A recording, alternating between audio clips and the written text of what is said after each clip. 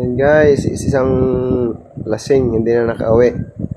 Natumba sa motor niya, o dyan na siya nakatulog. Oh.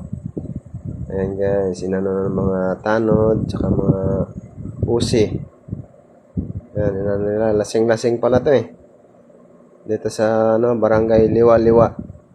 Ewan ko saan yung Liwa-Liwa ni Hindi ko alam kung saan lugar yan. Shout out kay kay Kagulong. Sa kanya yung video na to. Ayan, hinaram ko muna.